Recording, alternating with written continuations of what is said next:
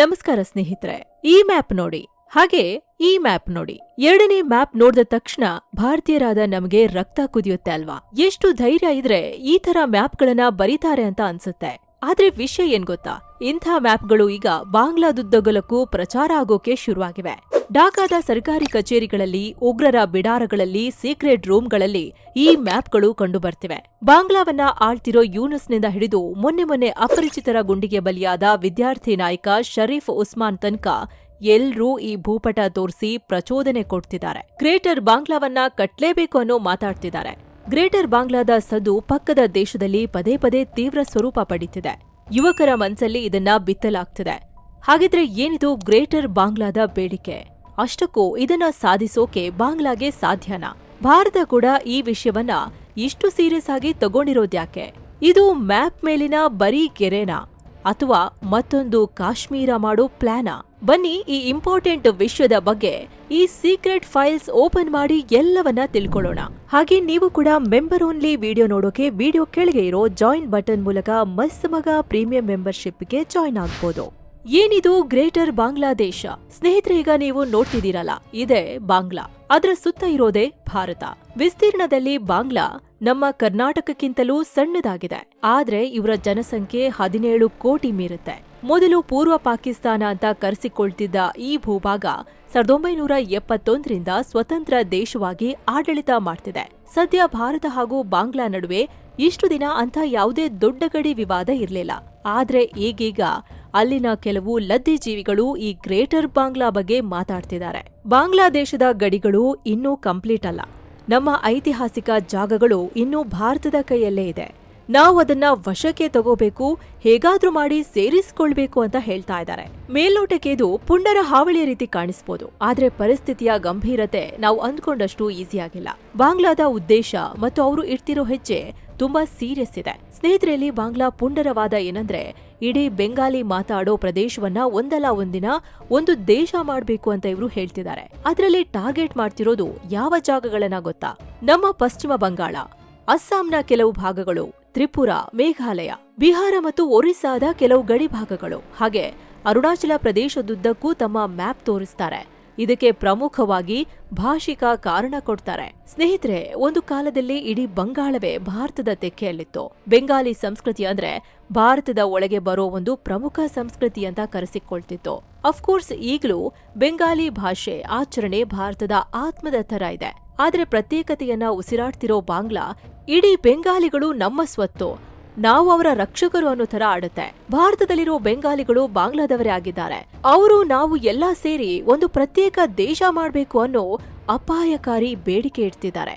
ನಿಮಗೆ ಗೊತ್ತಿರ್ಲಿ ಸ್ನೇಹಿತರೆ, ಭಾರತದಲ್ಲಿ ಹಿಂದಿ ಬಿಟ್ರೆ ಅತಿ ಹೆಚ್ಚು ಮಾತಾಡೋ ಎರಡನೇ ಭಾಷೆ ಬಂಗಾಳಿ. 2011ರ ಗಣತಿ ಪ್ರಕಾರ ಸುಮಾರು 9.72 ಕೋಟಿ ಜನ ಬಂಗಾಳಿ ಮಾತಾಡ್ತಾರೆ. ಪಶ್ಚಿಮ ಬಂಗಾಳವೊಂದರಲ್ಲೇ 86%ಕ್ಕಿಂತ ಹೆಚ್ಚು ಜನ ಬಂಗಾಳಿಗಳಿದ್ದಾರೆ. ಬಂಗಾಳದಲ್ಲಿ ಆದ್ರೇನು ಆಶ್ಚರ್ಯ ಇಲ್ಲ, ಆದ್ರೆ ಅದು ಅವರ ಮಾತೃಭಾಷೆ. ಆದ್ರೆ ಇತ್ತೀಚಿನ ವರ್ಷಗಳಲ್ಲಿ ಇದು ನಾರ್ತ್ ಈಸ್ಟ್ ರಾಜ್ಯದುದ್ದಕ್ಕೂ ಹರಡ್ತಿದೆ. ಅಸ್ಸಾಂನಲ್ಲಿ 1991ರಲ್ಲಿ ಬಂಗಾಳಿ ಮಾತನಾಡುವವರ ಸಂಖ್ಯೆ 21%ರಷ್ಟಿತ್ತು.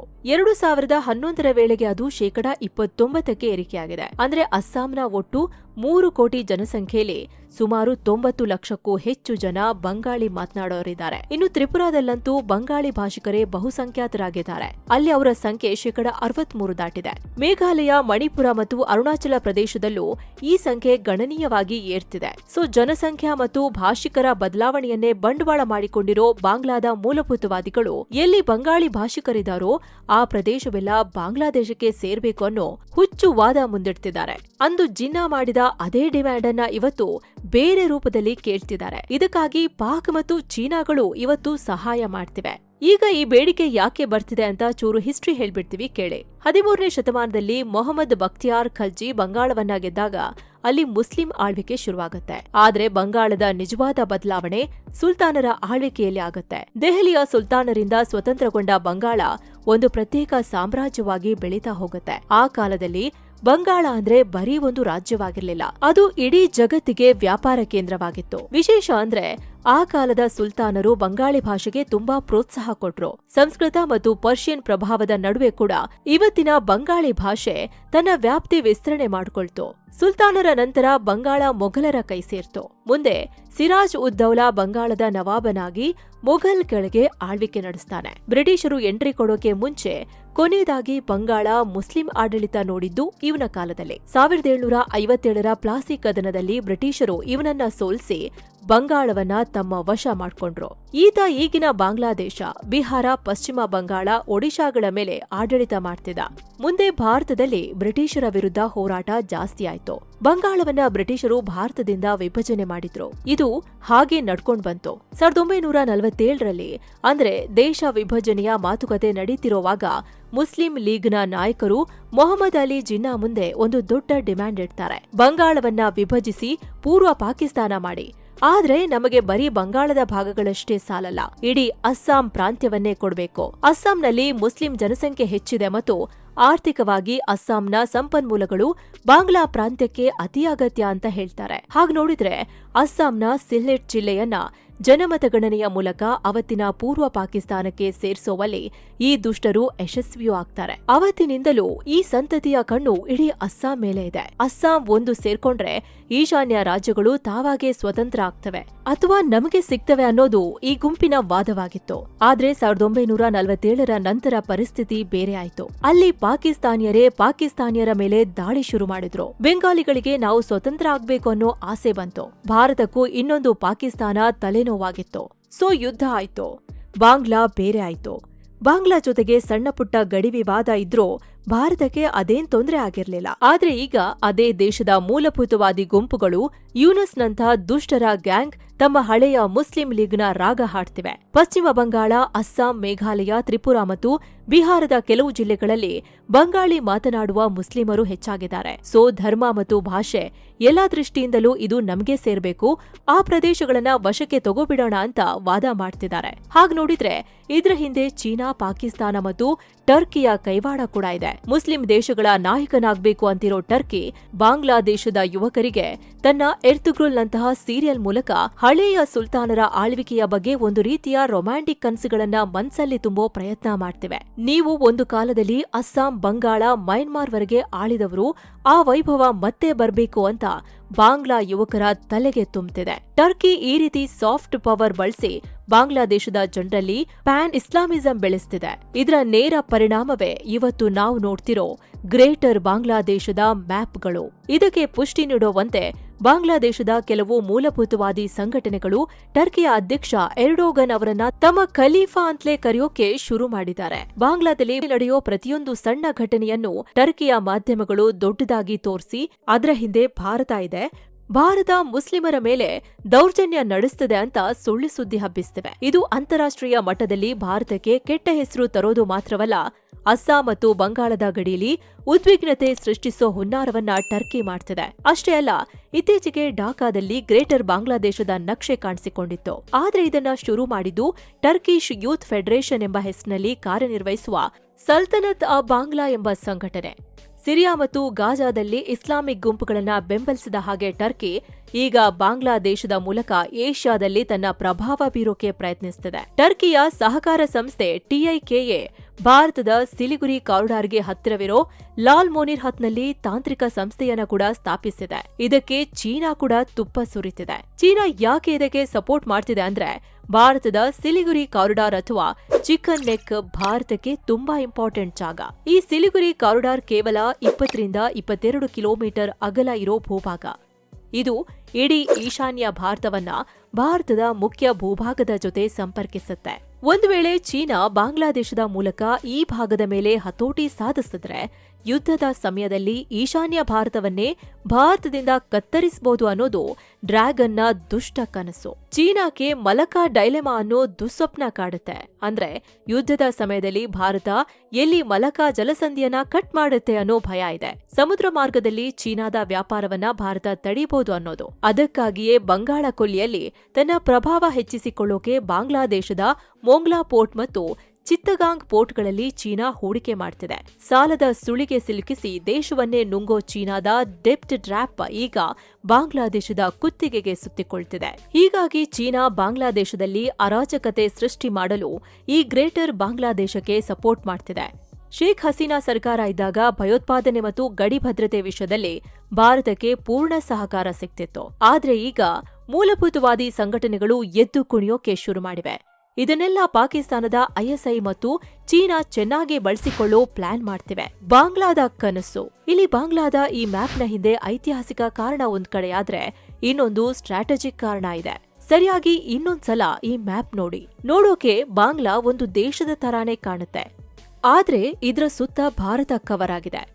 ಬಾಂಗ್ಲಾದ ಒಂದು ತುಂಡು ಮಾತ್ರ ಮಯನ್ಮಾರ್ ಜೊತೆಗೆ ಸಂಪರ್ಕ ಹೊಂದಿದೆ. ಇಲ್ಲಿ ಬಾಂಗ್ಲಾದ ಹತಾಶೆ ಏನಂದ್ರೆ ಅವರು ಈ ಭಾಗದಲ್ಲಿ ಪ್ರಾದೇಶಿಕ ಶಕ್ತಿಯಾಗೋ ಕನಸು ಕಾಣ್ತಿದ್ದಾರೆ. ಆದ್ರೆ ಅದಕ್ಕೆ ಜಿಯೋಗ್ರಫಿ ಸಪೋರ್ಟ್ ಮಾಡ್ತಿಲ್ಲ. ಇಂಪೋರ್ಟ್ ಎಕ್ಸ್ಪೋರ್ಟ್ ಜಾಸ್ತಿ ಮಾಡ್ಬೇಕು ಅಂದ್ರೆ ಏಷ್ಯಾವನ್ನ ಸಂಪರ್ಕ ಮಾಡ್ಬೇಕು. ಏಷ್ಯಾ ಸಂಪರ್ಕ ಮಾಡ್ಬೇಕು ಅಂದ್ರೆ 3 ದಾರಿ ಮಾತ್ರ ಇದೆ. ಒಂದು ಸಮುದ್ರ ಮಾರ್ಗ, ಎರಡನೇದ್ದು ಭಾರತ ಮಾರ್ಗ, ಮೂರನೇದ್ದು ಮಯನ್ಮಾರ್ ಮಾರ್ಗ. ಮಯನ್ಮಾರ್ ಮೂಲಕ ಸಂಪರ್ಕ ಮಾಡೋದು ಅಸಾಧ್ಯ. ಯಾಕಂದ್ರೆ ಮಯನ್ಮಾರ್ ಅನ್ನೋದು ಬೆಂಕಿಯ ಬಲೆ. ಕಾಲಿಟ್ರೆ ಬಂಡುಕೋರರು ಕೊಲ್ತಾರೆ. ಇನ್ನು ಭಾರತದ ದಾರಿ ಸೇಫ್ ಆಗಿದೆ. ಆದ್ರೆ ಭಾರತದ ಸಹಾಯ ಕೇಳ್ಬೇಕು ಅಂದ್ರೆ ಭಾರತದ ವಿರುದ್ಧ ದನಿ ಎತ್ತಂಗಿಲ್ಲ. ಇನ್ನು ನೀರಿನ ಮೂಲಕ ವ್ಯಾಪಾರ ಮಾಡೋಣ ಅಂದ್ರೂ ಅದು ಸುಲಭ ಇಲ್ಲ.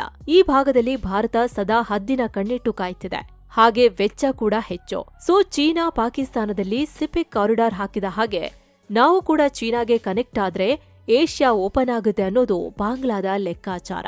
ಎರಡನೇದು ರಾಜಕೀಯ. ಬಾಂಗ್ಲಾದೇಶದ ಒಳಗಿನ ರಾಜಕೀಯ ಪಕ್ಷಗಳು, ವಿಶೇಷವಾಗಿ ಭಾರತ ವಿರೋಧಿ ಪಕ್ಷಗಳು ಚುನಾವಣೆ ಗೆಲ್ಲೋಕೆ ಇದನ್ನ ಬಳಸ್ತಿದ್ದಾರೆ. ಬಾಂಗ್ಲಾದಲ್ಲಿ ಭಾರತ ಪರ ಇರೋ ಸರ್ಕಾರ ಇದ್ರೆ ಬಾಂಗ್ಲಾ ಅಭಿವೃದ್ಧಿ ಆಗುತ್ತೆ. ಅಂತ ಸರ್ಕಾರಗಳ ವಿರುದ್ಧ ಮಾತನಾಡೋಕೆ ಏನೂ ಸಿಗಲ್ಲ. ಆದ್ರೆ ಧರ್ಮ ಮತ್ತು ರಾಷ್ಟ್ರೀಯತೆ ಬಗ್ಗೆ ಮಾತನಾಡಿದ್ರೆ ಬಾಂಗ್ಲಾ ಬೇಗ ಕೆರಳುತ್ತೆ. ಹೇಳಿ ಕೇಳಿ ಭಾರತದಿಂದ ಮೊದಲು ಪ್ರತ್ಯೇಕ ಆಗ್ಬೇಕು ಅಂತ ಹೊರಬಂದಿದ್ದೆ ಬಾಂಗ್ಲಾ. ಸೊ ಹಿಂದಿನಿಂದಲೂ ಪ್ರತ್ಯೇಕತೆಯ ಮನಸ್ಥಿತಿ ಜಾಸ್ತಿನೇ ಇದೆ. ಹೀಗಾಗಿ ಇಲ್ಲಿ ಟ್ರಿಗರ್ ಮಾಡ್ಬೋದು ಅನ್ನೋ ದುಶ್ಚಟ ಇದೆ. ಹಾಗೆ ಭಾರತವನ್ನ ವಿರೋಧಿಸೋ ಪಾಕ್ ಮತ್ತು ಚೀನಾಗಳ ಹಣವನ್ನ ಕೂಡ ಇವರು ತಿನ್ಬೇಕು. ಹಾಗಾಗಿ ಭಾರತವನ್ನ ಪದೇ ಪದೇ ಕೆಣಕ್ತಾ ಇದ್ದಾರೆ. ಭಾರತವನ್ನ ಬಗ್ಸೋಕೆ ಸಾಧ್ಯನಾ? ಸ್ನೇಹಿತರೆ, ಬಾಂಗ್ಲಾ ಜೊತೆಗೆ ಭಾರತವನ್ನ ಹೋಲಿಕೆ ಮಾಡೋದು ಕೂಡ ತಪ್ಪಾಗುತ್ತೆ. ನೇರ ಯುದ್ಧ ಆದ್ರೆ ಬಾಂಗ್ಲಾ ಅರ್ಧ ದಿನ ಕೂಡ ಇರಲ್ಲ. ಬಾಂಗ್ಲಾದ ಇಂಚಿಂಚು ಮಾಹಿತಿ ಭಾರತಕ್ಕೆ ಗೊತ್ತಿದೆ. ಅವರ ದೇಶ ಹಸ್ತರೇಖೆಯಷ್ಟೇ ಪರಿಚಯ ಇದೆ. ಅವರು ಚಿಕನ್ ನೆಕ್, ಪಾರಿವಾಳದ ನೆಕ್ ಅಂತ ಮಾತನಾಡಿದ್ರೆ ಬಾಂಗ್ಲಾವನ್ನೇ ತುಂಡರಿಸೋ ತಾಕತ್ತು ಭಾರತಕ್ಕಿದೆ. ನಿಮಗೆ ಗೊತ್ತಿರೋ ಹಾಗೆ ಬಾಂಗ್ಲಾದೊಳಗೂ 2 ಚಿಕನ್ ನೆಕ್ಗಳಿವೆ. ಒಂದು ಬಾಂಗ್ಲಾದ ತಲೆ ಹತ್ರ ಇದ್ರೆ ಇನ್ನೊಂದು ತ್ರಿಪುರಾ ಬಳಿ ಇದೆ. ಇದನ್ನ ತುಂಡರಿಸಿ ಈಶಾನ್ಯ ರಾಜ್ಯಗಳಿಗೆ ಸಂಪರ್ಕ ಸಾಧಿಸೋದು, ಸಮುದ್ರ ಕನೆಕ್ಷನ್ ಕೊಡ್ಸೋದು ಕಷ್ಟ ಆಗೋದಿಲ್ಲ. ಅದಕ್ಕಾಗಿ ಭಾರತದಲ್ಲಿ ದೊಡ್ಡ ಬೇಡಿಕೆ ಇದೆ. ಅದು ಒಂದ್ ಕಡೆ ಇರ್ಲಿ. ಸೊ ಮುಖಾಮುಖಿ ಯುದ್ಧದಲ್ಲಿ ಭಾರತ ಬಾಂಗ್ಲಾ ವಿಷಯದಲ್ಲಿ ಚಿಂತೆ ಮಾಡ್ಬೇಕಿಲ್ಲ. ಆದ್ರೆ ಪ್ರಾಕ್ಸಿ ವಾರ್ ಶುರುವಾದ್ರೆ ಭಾರತ ಲೈಟ್ ಆಗಿ ತಗೊಳ್ಳೋಕೆ ಆಗಲ್ಲ. ಬಾಂಗ್ಲಾದಲ್ಲಿ ಇತ್ತೀಚೆಗೆ ವಿಪರೀತ ಪ್ರಮಾಣದ ಧಾರ್ಮಿಕ ಮೂಲಭೂತವಾದ ಹರಡ್ತಿದೆ. ಹಸೀನಾ ಸರ್ಕಾರ ಹೋದ್ಮೇಲೆ ಬಾಂಗ್ಲಾ ನಿರ್ವಿವಾದವಾಗಿ ಭಾರತದ ಶತ್ರುವಾಗಿ ಬದಲಾಗಿದೆ. ಭಾರತ ನಮ್ಮನ್ನ ಗುಲಾಮರನ್ನಾಗಿ ನೋಡ್ತಿದೆ ಅಂತ ಬಾಂಗ್ಲಾದ ನಾಯಕರು ಅರಚಾಡ್ತಿದ್ದಾರೆ. ಇದು ಅಲ್ಲಿನ ಯುವಕರ ತಲೆಗೆ ಹೊಕ್ಕುಬಿಟ್ಟಿದೆ. ಸೊ ಗ್ರೇಟರ್ ಬಾಂಗ್ಲಾ ಅಂತ ಅಲ್ಲಿನ ಮೂಲಭೂತವಾದಿಗಳು, ಯೂನಸ್ನಂತ ಅನಾನುಭವಿ ನಾಯಕರು ಮಾತನಾಡಿದ್ರೆ ಅದು ಬಾಂಗ್ಲಾದ ಜನರನ್ನ ಇನ್ನಷ್ಟು ಕೆರಳಿಸಬಹುದು. ಪ್ರತ್ಯೇಕತೆಯನ್ನ ಬಯಸ್ತಿರೋ ಈಶಾನ್ಯ ರಾಜ್ಯಗಳ ಉಗ್ರ ಸಂಘಟನೆಗಳಿಗೆ ಇದೇ ದೊಡ್ಡ ಶಕ್ತಿಯಾಗ್ಬೋದು. ಈಗಾಗ್ಲೇ ಪಾಕ್ ಕೂಡ ಬಂಗಾಳದೊಂದಿಗೆ ಗಡಿ ಹಂಚಿಕೊಂಡಿರೋ ಭಾಗವನ್ನ ಇನ್ನೊಂದು ಕಾಶ್ಮೀರ ಮಾಡ್ತೀವಿ ಅಂತ ಧಮ್ಕಿ ಹಾಕ್ತಿದೆ. ನಾವು ನೆಕ್ಸ್ಟ್ ಪೂರ್ವದಿಂದ ದಾಳಿ ಮಾಡ್ತೀವಿ ಅಂತ ಹೇಳ್ತಿದ್ದಾರೆ. ಅವರಿಗೆ ಚೀನಾ ಮೂಲಕ ಹಣ, ಆಯುಧ ಪಂಪ್ ಮಾಡ್ತಿದೆ. ಜಮಾತೆ ಇಸ್ಲಾಮಿನಂತ ಗ್ರೂಪ್ಗಳು ಭಾರತದ ಒಳಗೆ ಉಗ್ರರನ್ನ ನುಗ್ಸೋಕೆ ಬಾಂಗ್ಲಾ ಮಣ್ಣನ್ನ ಯೂಸ್ ಮಾಡ್ಕೋತಿವೆ. ಚೀನಾ ನಿರಂತರವಾಗಿ ಈಶಾನ್ಯ ರಾಜ್ಯಗಳಲ್ಲಿ ಉಗ್ರರಿಗೆ ಸಪೋರ್ಟ್ ಮಾಡ್ತಾ ಇದೆ.